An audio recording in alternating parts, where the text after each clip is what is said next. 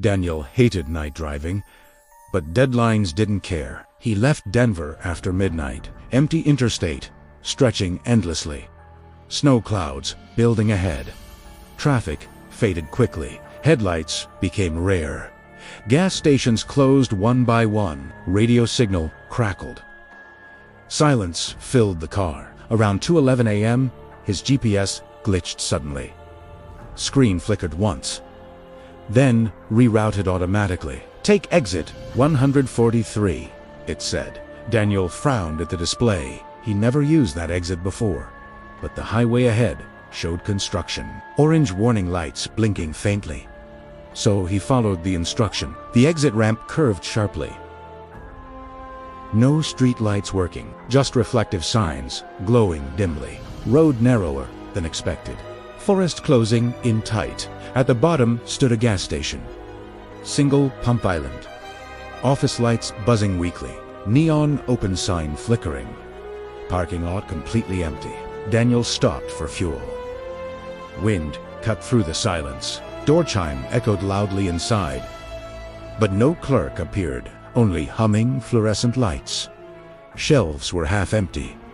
Dust-coating snack racks, coffee pot, burned dry. Receipt printer spitting paper slowly. No footsteps anywhere. He called out twice. No response came. Then he noticed a mirror. Convex security mirror above the counter, showing the doorway behind him. In the reflection, someone stood outside, right behind his car.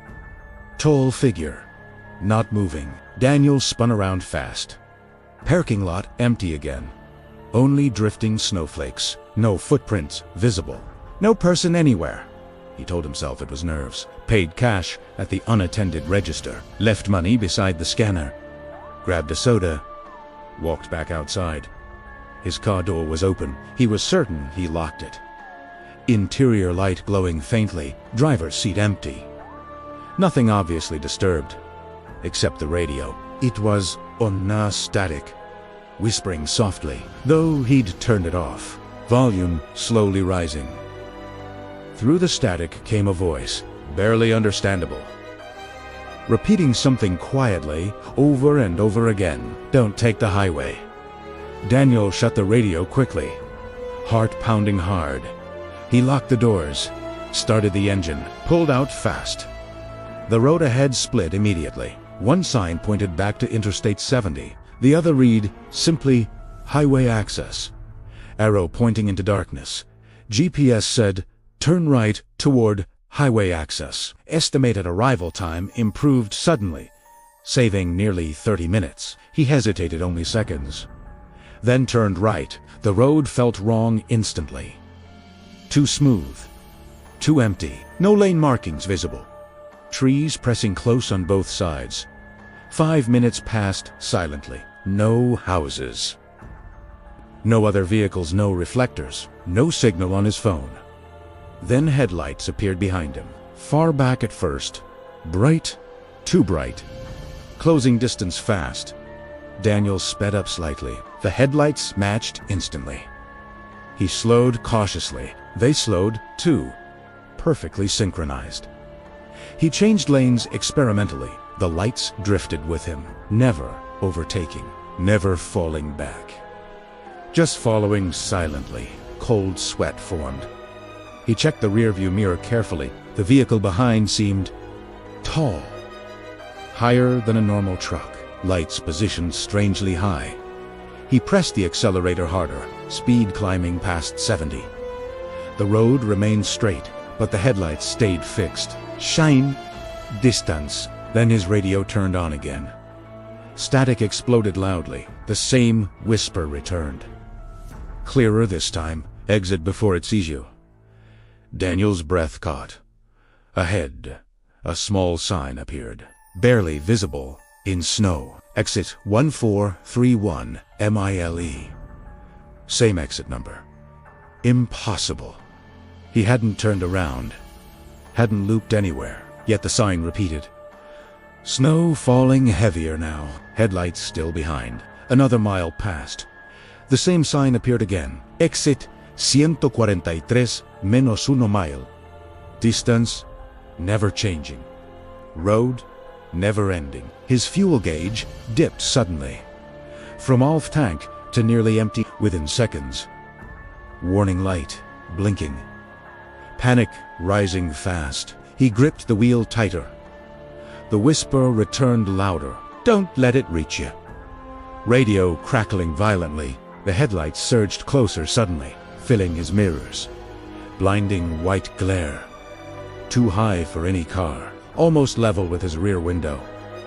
Daniel slammed the brakes instinctively. His car skidded sideways, slightly. The headlights vanished instantly. Gone. No vehicle behind anymore. Silence returned completely. Only engine, idling, snow settling softly. And ahead of him, the same gas station, same single pump island, same flickering neon open sign, same empty parking lot, as if he never left. As if the road reset. Inside the office window, the fluorescent lights buzzed. Until time a clerk stood watching him. Perfectly still. The man slowly raised one hand, not waving, just pointing. Toward the highway behind Daniel, toward the dark road. Then the clerk mouthed silently, "You shouldn't have come back." Daniel didn't leave the car. The clerk still watched silently. Snow thickened around the pumps, engine rumbling unevenly. Fuel warning blinking red. He told himself to drive. Reverse. Turn around. Get back to the interstate. Forget the station existed.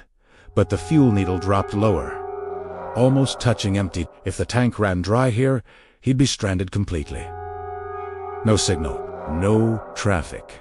He grabbed his wallet slowly, stepped out into freezing wind. Boots crunching on thin ice. The station door creaked open. Bell chimed once inside. Warm air smelled stale. Coffee burned black again. Same dusty shelves.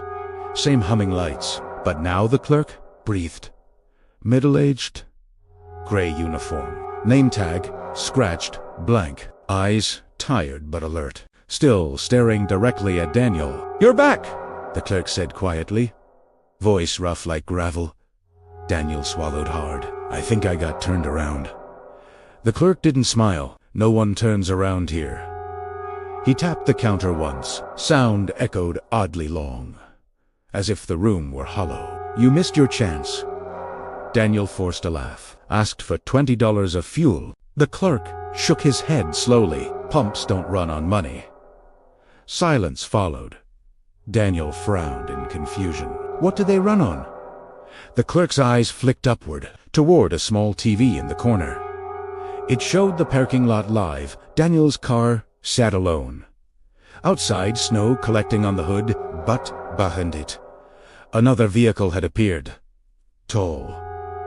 Dark. Engine running. Daniel hadn't heard it arrive. Notire crunched, no headlights sweeping past windows. Just suddenly, there, waiting behind his car. "Who is that?" Daniel whispered. The clerk exhaled slowly. "Same one that followed you." His fingers drummed nervously. "It follows everyone who takes that road." Daniel's chest tightened. "I didn't see a driver." The clerk nodded faintly. "You're not supposed to?" TV static hissed softly. The screen zoomed slightly. Daniel's car looked smaller now. The dark vehicle looked taller. Almost too tall. Roof level with station awning. "Fuel isn't paid in cash," the clerk murmured again. "People trade something else." Daniel's mouth went dry. "Trade what?"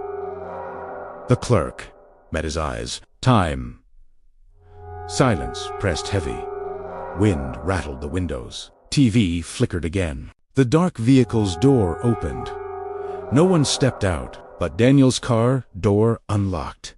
Interior lights snapping on, empty driver's seat glowing pale, as if inviting someone in. Or something. "You've got minutes," the clerk whispered urgently. "It reaches the door. You lose more than fuel."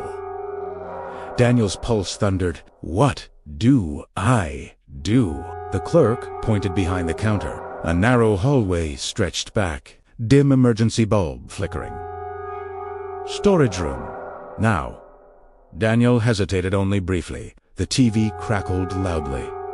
The dark vehicle's shadow lengthened, sliding slowly across the snow, crawling toward the station entrance. Daniel rushed into the hallway. Cold concrete floor, metal shelves lining walls, old cardboard boxers stacked high. The clerk locked the door behind them. Inside the storage room, a second monitor glowed faintly, showing highway cameras, dozens of empty roads, each labeled exit 143. They loop, the clerk said quietly. Anyone who exits there gets pushed onto the service road. He pointed at the screens. No one reaches the interstate again.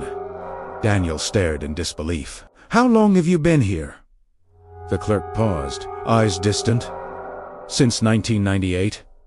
You can't leave. The clerk shook his head slowly. Not after my trade. What did you trade? Daniel asked. The clerk answered softly, enough years to keep breathing. A heavy thud hit the front door. Metal rattled violently. Another thud followed, louder. Dust drifted from ceiling pipes, something testing the entrance. Daniel's hands shook. Can it get in? The clerk whispered back. Only if someone opens the door. They both froze, listening. Footsteps echoed outside. Slow. Dragging slightly. Circling the building once, then stopping near the pumps. On the monitor, the dark vehicle stood empty now, driver door hanging open. Snow swirling into black interior, no figure visible anywhere. Then the TV cut to static. All cameras died simultaneously. Storage room light flickered wildly. A soft knock came from the hallway. 3 slow taps. Daniel's breath stopped. The clerk's face drained pale. It learned your pattern, he whispered. It knows your answer knocks. Another 3 taps sounded, this time from inside the room. From the metal shelf behind Daniel, a hollow knocking, as if something tapped from inside the stacked boxers, trying to get out. The clerk backed toward the wall, voice trembling for the first time. It doesn't always stay outside. The knocking grew louder, cardboard shifting slightly. One box tipped forward, fell open on the floor. Inside was a license plate. Rusty, bent, snow-stained. From Colorado, Daniel recognized it instantly. It was his old plate, the one he replaced last year, the one he left in his garage, hundreds of miles away. More boxers trembled now, soft tapping spreading through shelves, like dozens of hands knocking from inside cardboard, waiting patiently. The clerk grabbed Daniel's arm tightly, voice barely audible. You can still trade. Trade what? Daniel Gasped, the clerk swallowed hard. Enough years to make it follow someone else. The hallway door handle began turning slowly. Daniel didn't remember leaving the truck stop. One moment, the door handle turned. The next, he sat driving again, hands gripping the wheel tightly. Snow still falling outside. The highway stretched empty ahead. No station behind him anymore, just dark forest. Reflective posts flashing past. Fuel gauge strangely full again. His head throbbed badly. Memory felt blurred, like waking from deep sleep. Radio off. Engine humming steady. A green sign appeared suddenly. Mili marker 212, letters glowing in headlights. Snow streaking across metal. Then darkness swallowed it. Daniel exhaled shakily. He thought he was safe now. Back on the interstate, back on a normal road. Back in control. Something shifted softly behind him, a faint creak, like leather pressing down. Weight settling slowly. From the back seat, directly behind him, Daniel froze completely. Eyes locked on the mirror. At first, nothing visible. Only darkness and snow blur, then a shape formed. Someone sat there. Tall figure. Face hidden in shadow, head tilted slightly forward, hands resting in its lap. Completely silent, Daniel's breath went shallow. I didn't pick anyone up, he whispered to himself. The figure didn't move. didn't blink. The interior felt colder. Frost creeping along window edges. His breath visible now, though the heaters still blew warm. Temperature dropping fast. He forced himself to speak louder. "Who are you?" No answer came. Only the steady tire hum and the faint rustle of fabric. The radio clicked on suddenly. Static burst sharp. Then a calm female voice. Flat and emotionless. Passenger detected. Daniel slapped the radio off, hands trembling badly. Near still, showing the figure, now slightly closer. As if leaning forward slowly. "I'm pulling over," Daniel said. Voice cracking hard. No reply from behind. No movement at all. Just silent presence. He slowed carefully. Pulled on to the shoulder. Hazard lights blinking orange. Snow whipping across windshield. Road empty both directions. Daniel turned around fast. Back seat empty instantly. No one there. No door opening sound. Nothing at all. He laughed nervously once. "Just stress," he muttered. Face pale in dashboard glow. He faced forward again, hands still shaking. The mirror showed the figure again, now sitting in the front passenger seat, close enough to touch. Head still tilted, face still hidden dark, breathing not visible, seatbelt untouched. Daniel screamed and recoiled. Pressed against his door, the figure turned slowly, not with muscle movement, but like a shadow sliding. Its face wasn't a face. Just blurred darkness. Features almost forming. Almost human, but wrong. The radio turned on again. Same calm voice returning. "Passenger properly seated. Do not acknowledge directly. Continue driving."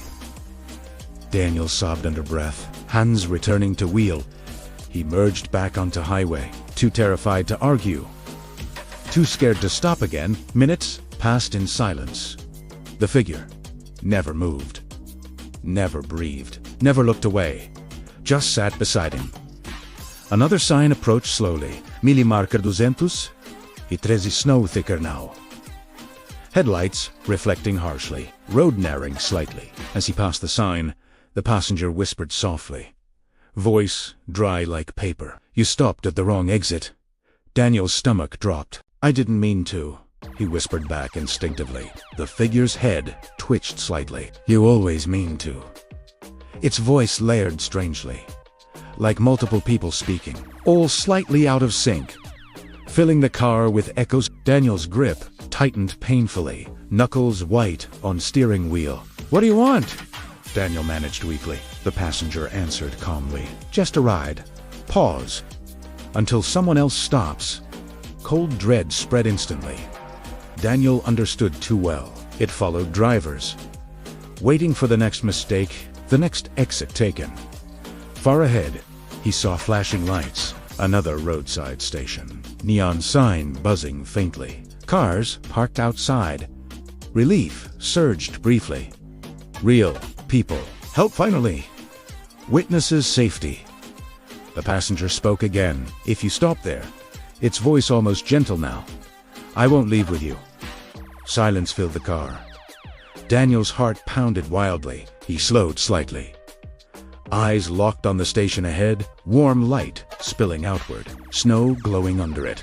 "But if you keep driving," the passenger whispered softly, "I stay in this seat." And eventually, pause. I moved closer. Daniel's foot hovered uncertainly. Brake or accelerator, station or empty highway, warm light or endless dark. Choice crushing his chest. In the mirror behind him, he saw headlights approaching fast. Another car. Lonely driver coming closer, unaware of anything wrong. The passenger noticed too, head turning slowly backward. Shadow face almost smiling now. Voice dropping to a whisper. "You could keep going." Daniel stared at the station, then at the mirror, then at the silent figure beside him. And finally, his foot pressed down. The car accelerated past the station. The passenger settled comfortably. as if satisfied, asif patient, as if it had all night. And many miles left behind him, the approaching car slowed, pulled into the station lights, hazards blinking gently, drivers stepping out alone. Daniel never looked back again, but the radio whispered softly, almost like a thank you, almost like a promise, passenger transferred soon.